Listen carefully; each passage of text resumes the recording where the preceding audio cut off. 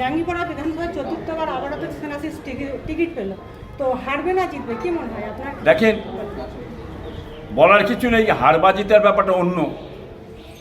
কি বুঝলেন, এর আগেবারে যে ইলেকশন ভোট হলো, হুড়োহুড়ি করে আজকে আইএসএফের ছেলেগুনকে মারধর করলে, বামেতে ছেলেগুনকে মারধর করে টেনে টুনে লুট করে নিলে কেস কাছারি হয়ে আজকে সে জিনিসটা দেখতে পাই। কোর্ট আজ রায় দিয়েছে, 3টে আইএসএফ 2 বামপন্থী আজকে রায় দিয়েছে পঞ্চায়েতে।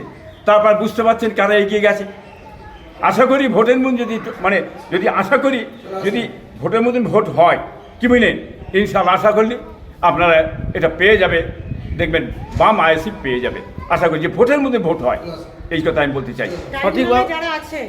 ট্রাইব্যুনালে যারা আছে বিচারাধীনে, তারা কি এই 26শে নির্বাচনে ভোট দিতে পারবে? ট্রাইব্যুনালে যারা আছে তাদের ভোটটা দেবার অধিকার আছে, তবে তাদের কৌশল করে ভোটটা যাতে না দিতে পারে সেই কৌশল করে আটকানো হবে, এটা আমি জানি। ইরানে যে যুদ্ধটা হয়েছে